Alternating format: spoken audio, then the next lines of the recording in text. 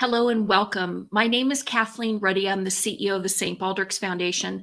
And thanks to you, I have the best job in the world because I get to work with heroes for kids with cancer every day. Today, you'll meet a dynamic change maker. Vanessa Brasfield is the Charity Success Manager at Tiltify, the leading crowdfunding site that turns volunteers into content creators and their activities into charity fundraisers. Welcome, Vanessa. Hello, thank you so much for the warm introduction.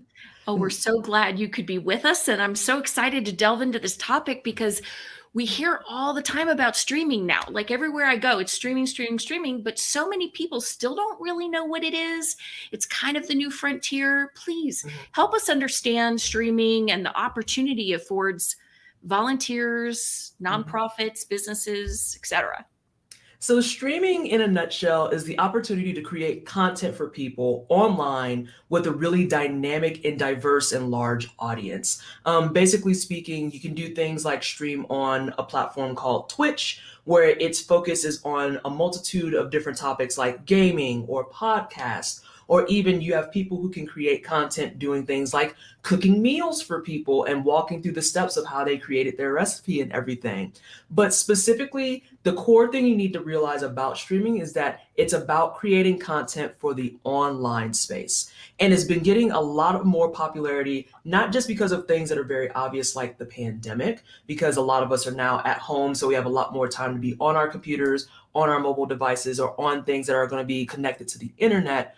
But it's also something that can be utilized for more promotional practices. It can be used for bigger and larger marketing efforts. We've seen a lot of companies actually start leaning heavily into using streaming to promote new products or introduce new things that they're doing as part of their pipeline to help their consumers. And as a result, it makes it a really, really nice avenue to go out and use it for things like volunteer work, because especially in our current climate, we don't have the opportunity to really go out in person like we used to.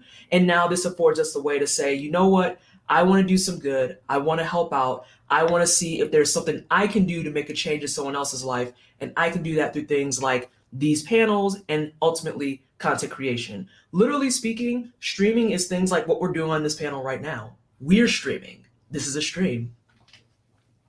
It's a great description because I think a lot of people either think of it as a business term of it's a way to share information about my business, or they think of it as kids hula hooping online, and it's really the full spectrum of opportunities, isn't it?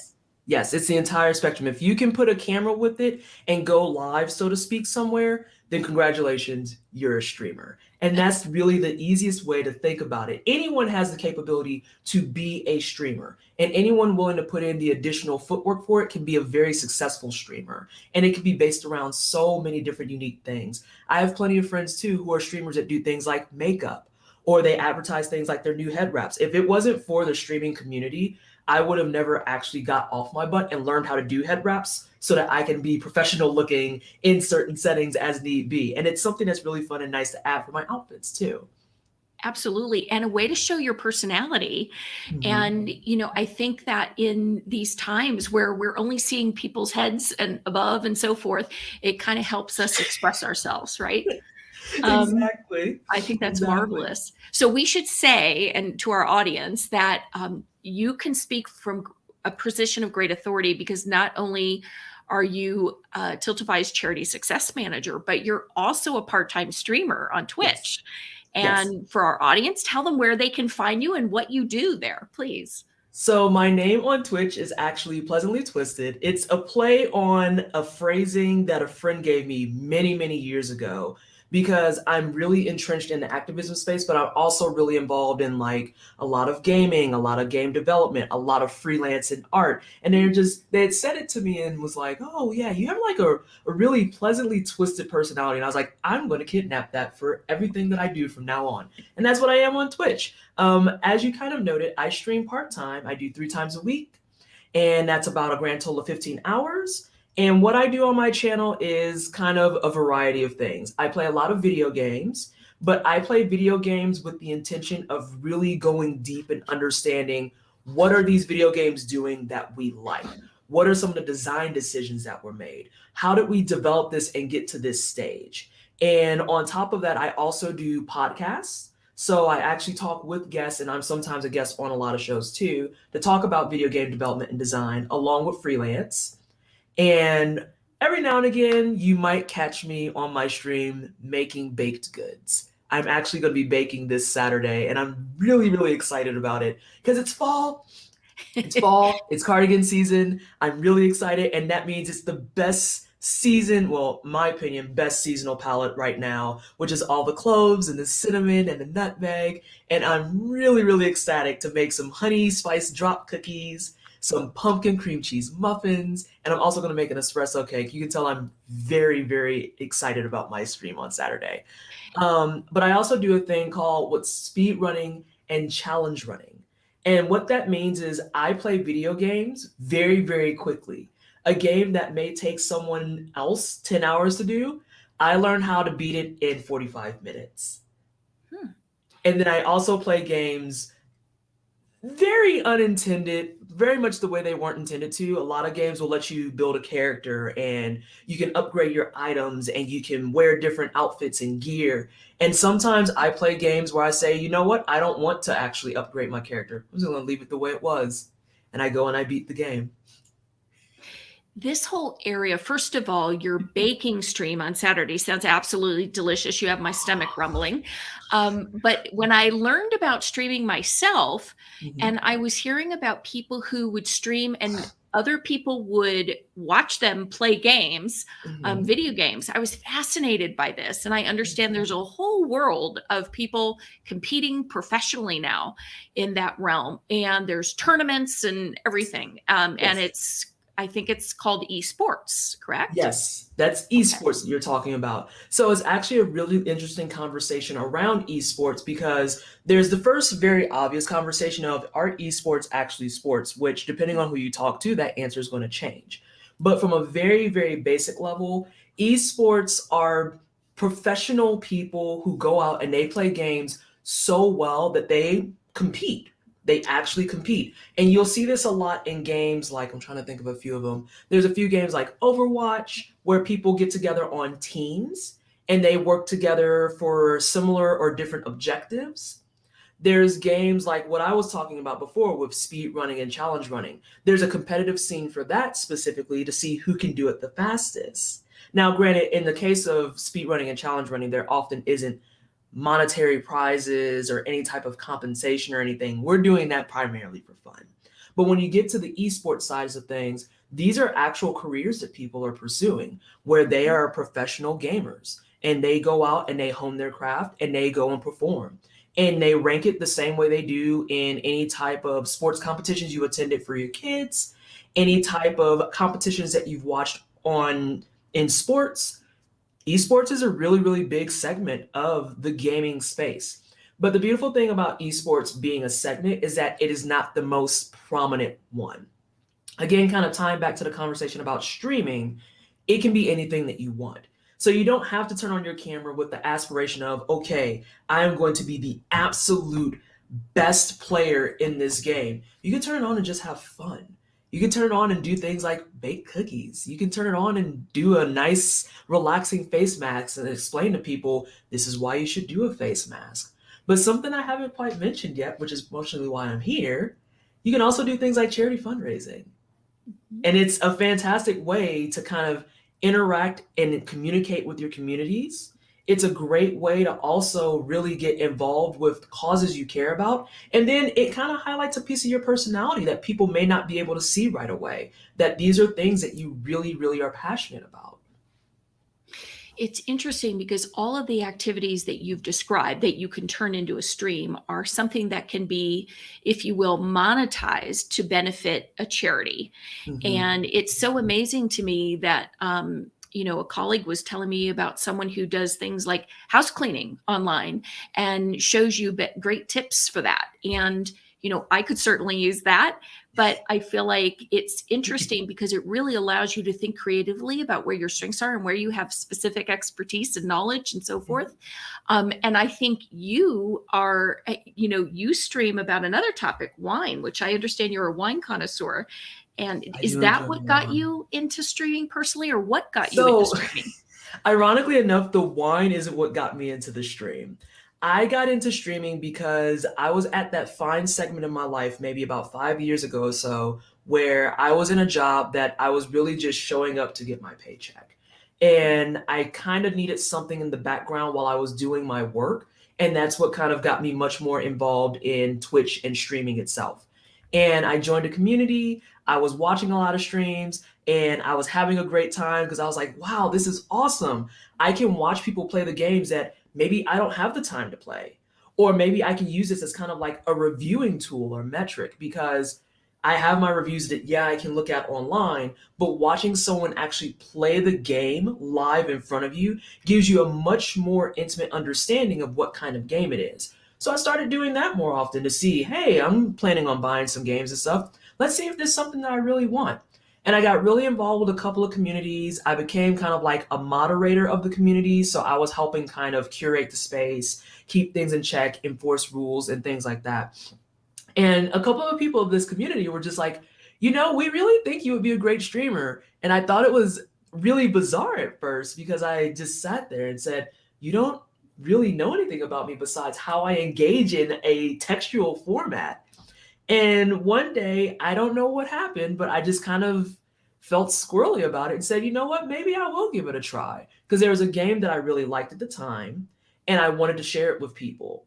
But I didn't want to just share it with people. I wanted to give people an opportunity to come in and really engage it too, because it was a game that had a really, really large following.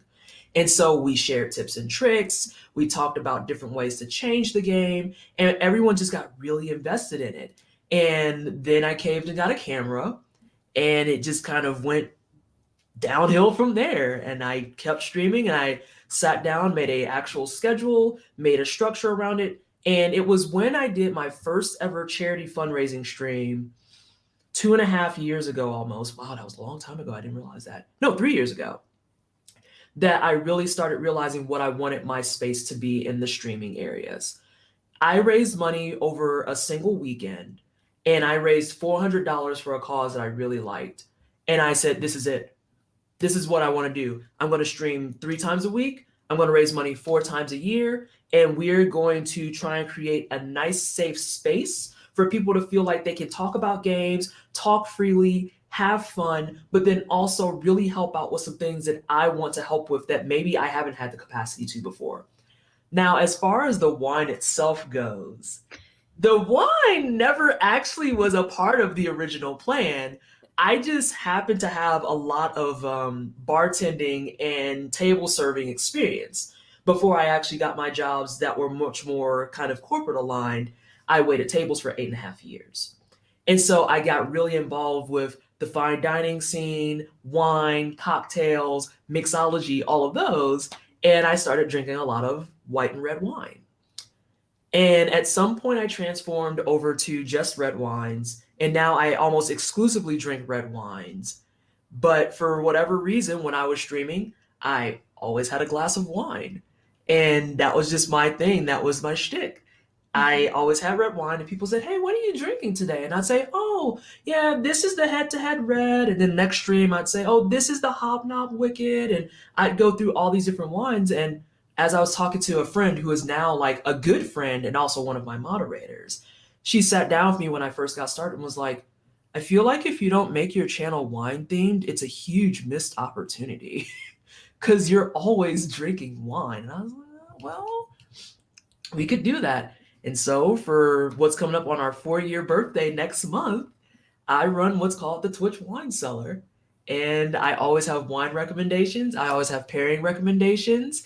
If you want to get involved with wine or learn more about it, I'm more than happy to guide you on that. But another one that doesn't get mentioned often is I'm a much more avid tea connoisseur. Mm. I'm a much more avid tea connoisseur. So people who get started in tea, they say, I've never found a tea that I like. And I have to break it down to them. And I say, well, it's probably because of some steeping issues. You might not be using great water. You probably need to find different flavors. And now you have all the people who magically are coming up with notes that are like, uh-huh, uh-huh, uh-huh. So you can find a tea for me? Oh, absolutely. I can find you a tea and I can find you a wine that you can enjoy. What I'm here for. So you've just given me a great idea. We should pair you with one of our volunteers who lived in Hong Kong for many years. And he has become a connoisseur of Chinese teas and now teaches people how to do tea ceremonies and everything about the tea culture. He's back in the US now. We should pair you up to do a stream for St. Baldrick's because that would Ah, be a wonderful, engaging conversation with two experts like yourselves. oh my gosh. And that's kind of the idea around a lot of the streaming space too. It's finding things that interest people and saying, you know what, let's talk about this. Let's Mhm. engage each other about this and doing something like a live streamed content or a live stream content, live streaming content.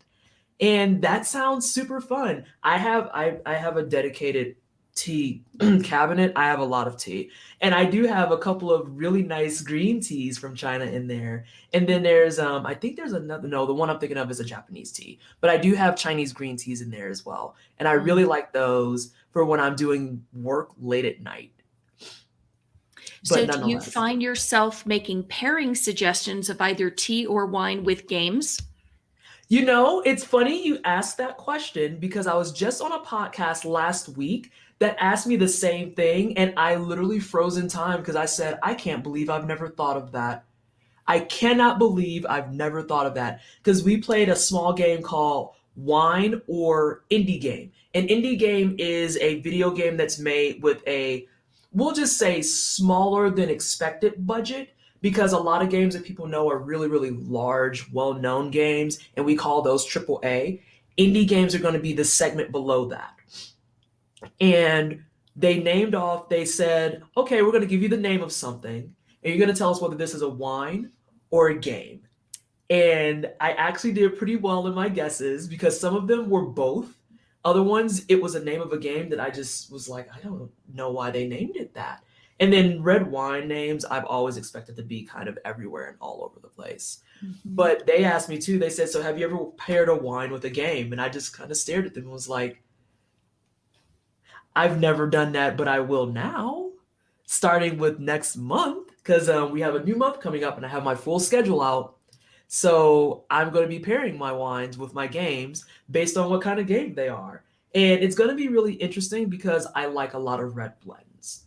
And red blends have a tendency to be really varied or very, very to the point. And a lot of the games I play are similar in genre and play style. So I hope that I don't wind up having to repeat my bottle of wine. Though at the same time, I would not be upset if I had to re-drink a bottle of wine. I think it's one of those things that I don't really lose in this. I would agree with you. But I also think another group that's not losing in this is brand managers who are probably getting a lot of original ideas now about how to develop their market and their product and introduce new audiences to it. So Yes. thank you for that on their Oh, behalf. it's not a Um, problem. so Vanessa, in the nonprofit sector, like St. Baldrick's and many others, we're always looking for ways to find new volunteers and to bring new volunteers into to serve the mission. Mhm. So, how is streaming as an opportunity similar or dissimilar from maybe some of the fundraising activities that people are more familiar with? So the very obvious part is that it's dissimilar in the fact that the vast majority of it right now has an online component. When we look at a lot of the traditional fundraising practices, you have people who are doing things like going to conferences, setting up booths, setting up tables, putting together kind of walking marathons, or maybe doing more just face-to-face engagement. When you talk about it in the current online streaming space, that is the biggest glaring thing that is very, very dissimilar. And I think that's something that kind of makes people very apprehensive about the idea of moving to an online space because they're very accustomed to their programs that they're able to just send out a mailer, send out an email blast, and that's the extent of their online engagement. But the thing that's really nice about it is that it's very similar because when you're talking about it now in the online space, it's all that same wonderful engagement and all those people who want to work for your cause, but in a much bigger and broader scope. You can utilize these tools much more effectively and also in conjunction with things like your in-person events or your booths or your tables or the head shaving event that you want to put on. You can use them all together and actually kind of look at it as more like either a brand new program, so something that's going to be purely online and use online tools and components, or something that's supplemental to the things that you're very much accustomed to. The biggest thing about the online aspect of it that I think really elevates it to the next level is that you can utilize all of that all those online tools for a lot more mass recruitment and just mass engagement. So before we were relying on people, I actually know about St. Baldrick's specifically way before my job here because my younger sister shaved her head for St. Baldrick's. And Really? she did it, oh, this is more than a decade ago, and she did it at her high school. Now, the funny thing about her is that ever since then, she refuses to grow her hair out. She just won't do it. Really? She's like, this is a waste of my time. I can just shave my head and feel the wonderful breeze and don't have to think about it. But it all started with her in person head shaving event at her high school. And so when we're looking at like the current things, it's dissimilar because obviously you're not going to go to a high school to recruit people and you're not going to be able to go and get engaged with the principals or the teachers and all these people who can kind of help engage that conversation. But it's very similar because now you have a much bigger group. You can reach that high school population using your websites or their emails or your social media pages and really reach out to them in a level or in a way that is actually much more commonplace for them too. Mhm. And as a result, you can also get people who have always been involved with you, give them a little bit more of a, in some cases, convenienced way to stay involved in it. Because now they can kind of go in and they can see things like a mass schedule and say, oh, our schools are going to be opening back up at this time frame. Maybe we can do an event then. Maybe we could put something together then. And then they can kind of integrate those tools together. So the online space has a lot of really good opportunity and potential to not just introduce new programs for you, but really elevate your current programs that you have in place right now. And I think that's the big thing that people really need to start looking at it for, is that it has so much good opportunity to really expand your causes outside of anything that you've done before, and really look at it in a different and unique light. So you're thinking about it, or what you're saying is don't just look at it as a fundraising opportunity, look at it as a marketing opportunity too to feed your other programs. Absolutely. And you can absolutely grow your other programs too. Now, Mhm. obviously, there's going to be programs that are going to come through and their bread and butter is being in person. So online isn't going to be able to help a lot of that. But that's really where the creativity comes into play. Looking at your programs that you have in place that they've been relying on being in person for so long, is there a way that we can add something to it? And even if we're talking about online, you can do things that kind of transform it to the online space. I know something that we've done recently, actually here at St. Baldrick's, is when we've been stationed out at a conference, we've taken flyers that have things like QR codes on them. That's still a very much in person event, but nonetheless, it's giving them a way to activate without having to go through doing things like filling out paperwork and signing off on things and then making checks and everything else. Yes, there's still going to be a population of people who do want to do that. But for other people who are at conferences or at cons and other things, just to try and do networking and get more information and see where they have branding opportunities, having something that's tangible like that to take with them that takes them online really quickly is a really good way to really expand on your opportunities there. And so, for someone who is doing a stream for a charity, Mhm. could you explain how it works? How does the money get raised? Is it credit card? Like, and how does the money come in? And how do people see that? For people who've never seen a charity stream before, how does So that the work? way that it works, especially with people using Tiltify as their fundraising platform of choice, they can go to our website and choose any campaign, their friend's campaign, a campaign they really care about, or they can start their own campaign. And the way that it works for you receiving those donations is going to be through transactions with credit cards, is going to be transactions with PayPal. People can use Amazon Pay, they can use Google Pay, they can use Apple Pay. We're trying to expand as many currencies as we feasibly can and within a reasonable time frame because we are still a relatively newish company, to be perfectly honest. And all of that stuff is done through those different payment sites. The nice thing about our platform in particular is that because you're using those payment sites, that money goes straight to you. So you don't have to worry about it being on hold anywhere, or you don't have to worry about, oh, well, what if it gets caught up for some other reason? When the transaction is completed, it goes to your designated accounts, and that's done. How should a charity explore whether streaming is right for them, and how would they go about doing it? Starting. So, very obviously, I have a little bit of bias on this Yeah. topic, but I think that streaming is good for almost everyone.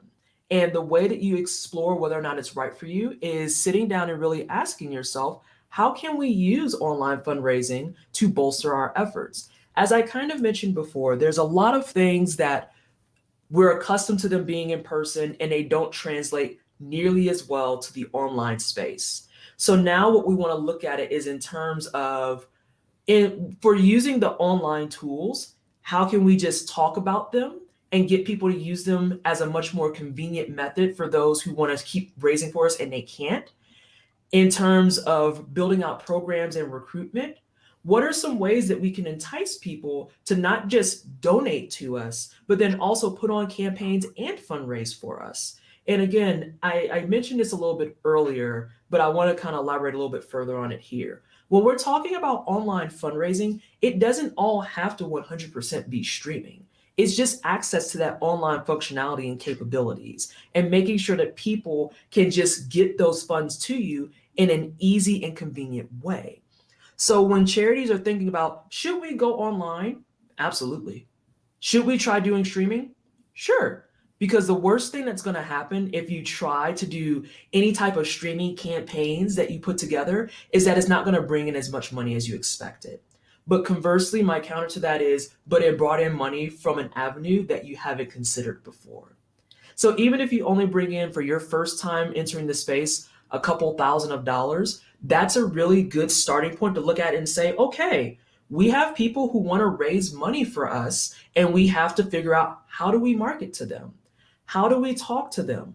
What are things we can do to entice them to continue doing this? Because the ultimate beautiful thing about online fundraising and streaming is that us as content creators and streamers, we're doing all the heavy lifting for you. And we're doing it on a volunteer basis. Charities have nothing to lose there. Actually, I could just stop the statement. Charities don't have anything to lose there. You start the programs, you start getting involved, you start reaching out to more people, and the only thing you get from that is more donations.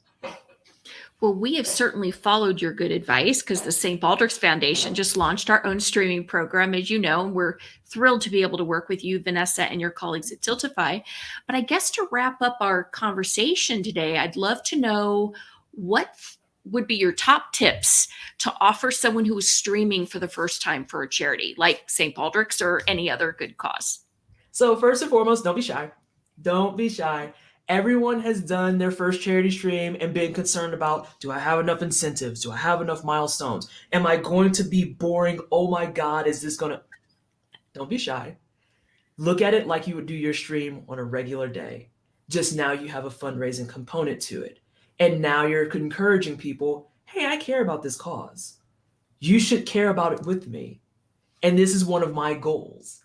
That's another part of it that doesn't get talked about a lot. It's about setting those goals. I, as a fundraiser, I want to bring in as many donations as I can to the causes I care about, be it $1,000, be it $10,000, both of which are milestones that I've set and I've hit. But don't be shy. It's going to feel really awkward and weird out the gate. Absolutely. But you got this. You've got this. And there's plenty of people in the streaming space who are more than happy to help you and make sure that you're successful. The next thing is kind of pulling out of that. Enter the space. Ask questions. Do not be afraid. Don't think that you're going to look silly, because I can guarantee you won't. There's not a single question that you're thinking as a streamer getting started right now that every single one of us hasn't had. And then you may even ask something that might be brand new. You might actually take our streaming to the next level with a question that you have. We're all laid back, we're all relatively easygoing, we're all very approachable, and we want you to be successful in your campaigns the same way that we're successful in our campaigns. And I guess the final thing that I would actually say is kind of like a streamer and charity tip is that your retention is going to be key. Making sure that you maintain that relationship afterwards is going to be how you stay motivated in that charity fundraising space. But then for the charities, that's how you make sure that people continue fundraising for you. And that retention can manifest in a multitude of ways. It can manifest in just talking about it. It can manifest in just what we have over on Twitch specifically. We have a system called Clips, and we can just take little 30 seconds to 1 minute segments of fun things that happen on our streams. Use those. Keep the people who are raising money for you, and again, this applies to streamers and charities. Keep the people who are raising money for you excited because you're excited that you're raising money. That retention is going to be a really big factor. And for people who want to keep increasing their campaign totals, making sure your community feels appreciated for the work that they've done for you is going to be a really big one.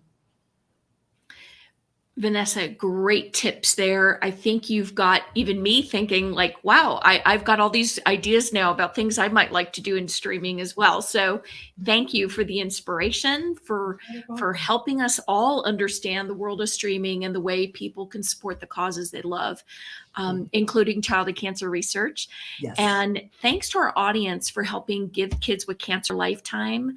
I hope all of you will look for our next episode on October 14th, when we talk with Dr. Doug Hawkins, chair of the Children's Oncology Group and pediatric oncologist at Seattle Children's Hospital. Bye for now. Thank you so much, man.